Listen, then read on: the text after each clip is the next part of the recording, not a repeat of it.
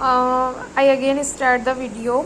Power sharing means the distribution of power among different organs, levels and groups of society so that no one person or group has absolute control. तो democracy में क्या है कि आपने power को share कर दी, कोई यहाँ पर महाराजा या राजा नहीं बन के बैठ रहा है।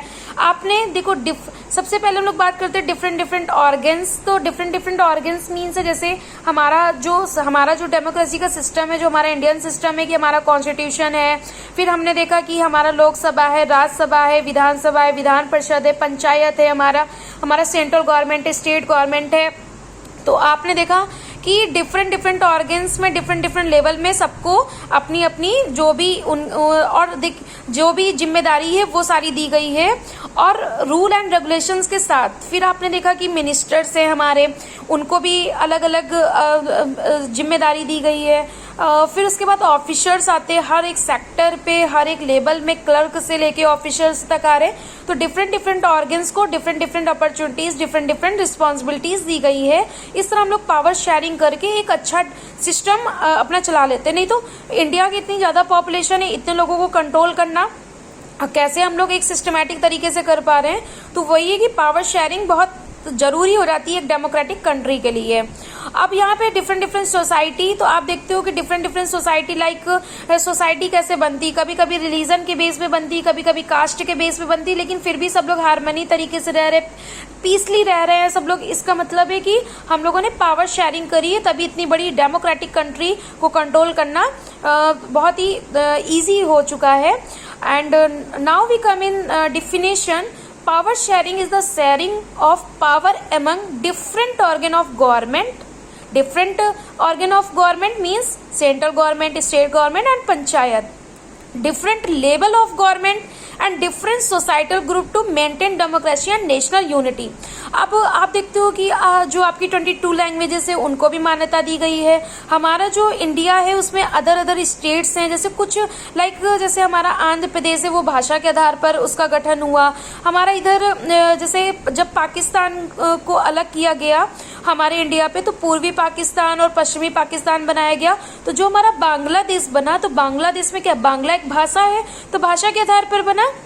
तो इंडिया के कंटेक्स्ट में देखेंगे, तो इंडिया के कंटेक्स्ट में आप देखेंगे कि नेशनल यूनिटी कोई भी ठीक है, हमने 28 स्टेट्स 8 टेरिटरीज में डिवाइड किया, बट ऐसा तो नहीं है कि सब अलग अलग वर्क कर रहे हैं। कहीं ना कहीं यूनिटी है, सब अपने धर्म को, अपनी कास्ट को, अपनी जो भी उनकी इच्छाएं सबको आगे लेके आ रहे हैं। डिफरेंट तरह से सब लोग आगे आ रहे हैं, बट सबको इक्वल राइट्स हैं। It's mean power sharing is very important for एक वन पॉपुलेटेड डेमोक्रेटिक कंट्री।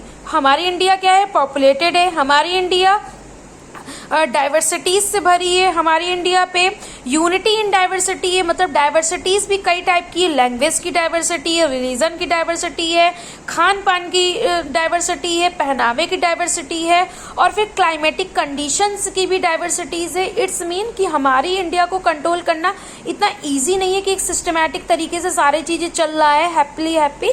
तो इसमें क्या है कि पावर शेयरिंग बहुत जरूरी है एक डेमोक्रेटिक और एक पॉपुलेटेड इतनी बड़ी कंट्री के लिए। ठीक है, why is power sharing important? इसके दो रीजन आप दे सकते हैं। One is prudential and second is moral reason. तो सबसे पहले हम लोग प्रूडेंशियल रीजन में आते हैं, जिसको हम लोग प्रैक्टिकल रीजन भी कह सकते हैं। Prudential means practical reason. इसमें सबसे पहले आता है कि reduce conflicts among different groups आप कई तरीकों से ले सकते हो। पहले तो पार्टीज में ले सकते हो, लाइक आपने देखा कि इंडिया इतनी बड़ी डेमोक्रेटिक कंट्री है, तो उसमें आपने देखा कि डिफरेंट कास्ट के, डिफरेंट रिलीजन के, डिफरेंट कल्चर के लोग थे। तो उन्होंने क्या किया, अपना एक रिप्रेजेंटेटिव तैयार कर लिया कि भाई ठीक है, हमें हिंदुज्म में नहीं समझ में आ रहा था, हमने बुद्धिज्म को देख लिया, हमें कुछ थॉट्स उनके अच्छे लग रहे थे। तो इससे क्या है कि अब एक व्यक्ति के अंदर फ्रस्ट्रेशन भी नहीं आया कि नहीं मुझे बड़ी परेशानी हो रही, मेरी कोई बात नहीं सुन रहा है, मुझे इक्वल राइट्स नहीं हो रहे हैं। हमारे इंडिया पे क्या हुआ कि डिफरेंट डिफरेंट ग्रुप्स को अपनी अलग पार्टीज बनाने का मौका दिया गया, अपने स्कूल्स ओपन करने को मौका दिया गया, अपने धर्म का प्रचार प्रसार करने के लिए मौका दिया गया, अपने फेस्टिवल सेलिब्रेट करने का मौका दिया गया। इट्स मीन कि जो हमारा प्रूडेंशियल रीजन होगा तो वो क्या करता है, हमारे बीच में जो कॉन्फ्लिक्ट्स होते हैं, जो भी डिबेट्स होते हैं, उनको भी कम करता है क्योंकि सबको इक्वल अपॉर्चुनिटीज मिल रही। Second is ensure political stabilities. Political stabilities like हमारे जैसे सबसे पहले जब इंडिया में हमारे क्या था, इंडियन नेशनल कांग्रेस थी, फिर वो डिवाइड हुई, फिर उसके बाद अलग अलग चीजें हुई, फिर भाजपा आई और भी हमारी पार्टीज आई, फिर आप देख रहे हो स्टेट वाइज अब पार्टीज बनने लगी हैं अलग अलग। तो यहाँ पर क्या है कि अब जैसे केरला को कुछ अपनी अलग डिमांड्स थे, लेकिन उन्होंने अपना रिप्रेजेंटेटिव किया, फिर अपना रिप्रेजेंटेटिव को उन्होंने इलेक्शन कराया, फिर वो जीता और फिर उन्होंने उनकी डिमांड को फुलफिल करी। इट्स मीन कि यहाँ पर क्या है, एक पूरा ग्रुप, एक पूरी सोसाइटी एक लोगों के पास आ जाती है, जिससे बहुत बड़ी पॉपुलेशन को हम देखो कंट्रोल कर सकते हैं। लाइक सबकी नीड होती है रोटी कपड़ा मकान, बट वो अलग अलग तरीके से डिमांड फुलफिल करना चाहते हैं, तो करना वही सब है, सब चीजें, सबको ही जॉब चाहिए, सबको ही रोटी कपड़ा मकान चाहिए। तो इसमें कहने का मतलब है कि इंश्योर्स हो जाती है पॉलिटिकल स्टेबिलिटी कि एक लोगों के पास एक ग्रुप आ जाता है, तो इससे बहुत ज़्यादा कॉन्फ्लिक्ट्स नहीं होते और आपकी जो डिमांड्स है आप उनको फुलफिल करा सकते हो, अपनी डिमांड को सेंट्रल गवर्नमेंट के पास रख सकते हो और फिर वो फुलफिल होती हैं। Maintain piece and unity. तो एक होता नहीं कि जैसे कभी कभी एक बच्चे की डिमांड्स बहुत सारी होती हैं, तो पेरेंट्स क्या करते हैं, उसे एक दे देते हैं सांत्वना कि हाँ तुम्हारे लिए हम ये कर देंगे वो कर देंगे, तो वो पीस बना के रखते हैं।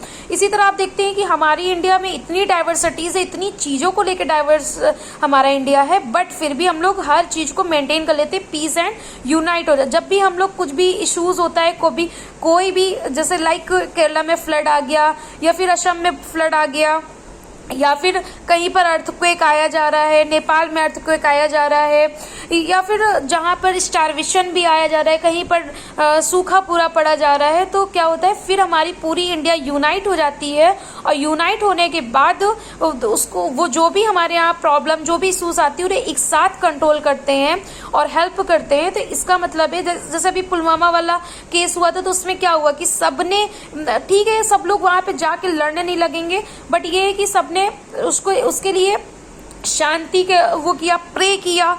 तो ये भी एक टाइप का क्या होता है कि मेंटेन पीस एंड यूनिटी। तो प्रूडेंशियल रीजन में तीन चीजें मैंने आपको बताया। सबसे पहले reduces conflict among different groups, second is ensure political stability and third is maintain piece and unity. तो आपको मैं फिर से बता दे रही हूँ, why is power sharing important. Power sharing क्यों इम्पॉर्टेंट है, तो उसका पहला रीजन होगा प्रूडेंशियल रीजन, जिसे हम प्रैक्टिकल रीजन कहेंगे। अब आप अपने डेली लाइफ में देख भी सकते हैं कि क्या क्या प्रैक्टिकल रीजन हैं। Second is moral reason, ethical reason, जो लिखे लिखाए होते हैं, जो एक व्यक्ति में होने चाहिए, एक जनता में होने चाहिए, एक कंट्री में होने चाहिए, लाइक इमोशंस, तो वो सारी चीजें। तो सबसे पहले हम लोग आते हैं democracy is based on the participation all citizens. तो आप देख रहे हो कि इंडिया क्या है, एक डेमोक्रेटिक इंडिया है, एक डेमोक्रेसी यहाँ पर है। तो यहाँ पर हर एक सिटीजन्स की जैसे हर एक सिटीजन्स की वोटिंग बहुत जरूरी है। वोटिंग किस कॉन्टेक्स्ट में, अगर हम एक भी नेता को वोटिंग देते हैं या जो भी इलेक्शंस होते हैं, तो वो सिर्फ एक लोगों के लिए वर्क नहीं करता, वो उसका इम्पैक्ट पूरी जनता में पड़ता है। सिर्फ ऐसा नहीं कि यूपी में इलेक्शन है तो सिर्फ उसका इम्पैक्ट यूपी में पड़ेगा, वो ऑल ओवर इंडिया पे पड़ेगा। क्यों पड़ेगा, क्योंकि आप देखते हो कि डिफरेंट स्टेज में बच्चे पढ़ने जाते हैं, जॉब करने जाते हैं, फिर बिजनेसेस होते हैं, और ऐसा तो नहीं कि पूरी हर एक चीज, हर एक जरूरत की चीजें सिर्फ यूपी में ही है। अलग अलग स्टेट से अलग अलग चीजें जरूरत की आती हैं, इम्पोर्ट होता है, एक्सपोर्ट होता है, तो वो सारी विचार भी हमारे आदान प्रदान होते हैं। तो इस वजह से कुछ चीजें हमारी मोरल रीजन में आ जाती हैं। तो फर्स्ट हम लोग इसमें कॉन्सेप्ट लिख सकते हैं, democracy is based on the participation of all citizen. And second moral reason is every group has a right to be representated. हर एक व्यक्ति को, अब तो आप इंडिया पे ये भी देख रहे हो कि छोटे छोटे लोग अपने ग्रुप्स बनाते हैं और अपनी एक पार्टीज बना लेते हैं। तो यहाँ पर क्या है कि हर एक कम्युनिटीज, हर एक लोगों को अपना एक रिप्रेजेंटेटिव सामने लाने के लिए एक उनको ये अथॉरिटी है, उनको ये परमिशन है कि वो अपना रिप्रेजेंटेटिव को आगे ला सकते हैं। People have the right to be consulted on decision affecting them. आप देखते हो डिबेट्स होती हैं लोकसभा राज्यसभा में, जब भी कोई बिल पारित होता है, बिल पेश किया जाता है, तो उसमें डिस्कशंस होती हैं, क्योंकि जो हमारा लोकसभा, राज्यसभा, विधानसभा, विधान परिषद होती है, उसमें हर जगह के लोग अपने हर कास्ट, हर कम्युनिटी, हर सोसाइटी के रिप्रेजेंटेटिव्स वहाँ पर होते हैं।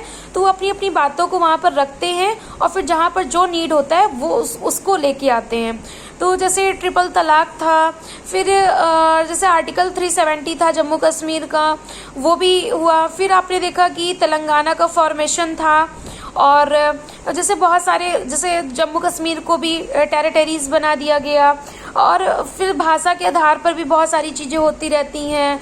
बहुत सारे सेक्टर से, लाइक मेडिकल में इम्प्रूवमेंट कराना है, ऐसे बहुत सारे डिफरेंट चीज़ें हैं जहाँ पर डिसीजंस लिए जाते हैं। अब हम लोग आते हैं distinguish between prudential and moral reason. क्या क्या इनमें दोनों में अंतर है? तो सबसे पहले हम लोग प्रूडेंशियल रीजन की बात करते हैं, based on practical benefits. Practical benefits जैसे आपने यहाँ पे पढ़ा था, reduce conflict among the groups. अब ये लोग कह देते हैं, जैसे प्रैक्टिकल बेनिफिट्स का मतलब है कि जैसे हमारी ज़रूरत है कि जैसे मैं खागा में मैसी मार्केट में हूँ, तो लाइक मैंने यहाँ पे मान लिया कि मेरे यहाँ रोड का समस्या है, तो हम सब यूनाइट हो जाएंगे और कहेंगे कि नहीं, यहाँ का रोड बनाओ, और अगर तुम्ही को वोट देंगे जो यहाँ पे रोड बनवाएगा, ठीक है। फिर सेकंड जैसे आ जाता है, यहाँ पे पार्क नहीं है, तो यहाँ पे लोग यूनाइट हो जाएंगे और बोलेंगे कि यहाँ पे पार्क बनवाओ, नहीं तो फिर हम तुम्हें वोट नहीं देंगे। तो ये प्रूडेंशियल रीजन क्या हो जाता है, बेस्ड ऑन प्रैक्टिकल बेनिफिट्स। हम अपनी बेनिफिट्स के उसमें भी यहाँ पे जरूरी हो जाती है डेमोक्रेसी। प्रूडेंशियल रीजन एक तो ये पावर शेयरिंग हो जाता है, और मोरल रीजन में आता है based on democratic values. Democratic values क्या होंगी कि महसूल मार्केट में हर एक कास्ट, हर एक जाति, हर एक धर्म, हर एक स्टेट को जगह खरीदने की परमिशन होगी कि नहीं, आप भी खरीद सकते हो, आप भी खरीद सकते हो, आप यहाँ पे रह सकते हो, यहाँ पे जा सकते हो, यहाँ पे व्यापार कर सकते हो। ये आपका डेमोक्रेटिक वैल्यूज में आ जाएगा। फिर हम लोग आते हैं पोटेंशियल रीजन में, रिड्यूस कॉन्फ्लिक्ट्स। जो लोगों के बीच में लड़ाई दंगा ये सारी चीजें हो रही है, उसको हम खत्म कर सकते हैं।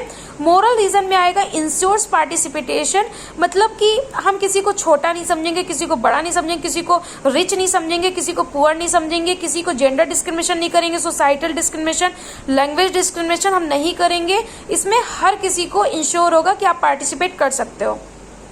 प्रूडेंशियल रीजन में आएगा प्रमोट्स स्टेबिलिटी। यहाँ पे स्टेबिलिटी ये होती है कि जब कोई इंसान यहाँ पे जीत कर आता है इलेक्शन, तो उसको एक आप टाइम पीरियड देते हो कि 5 years तक आप वर्क कर सकते हो आप, तो वहाँ पे स्टेबिलिटी आती है। और मोरल रीजन में आता है प्रमोट्स इक्वालिटी।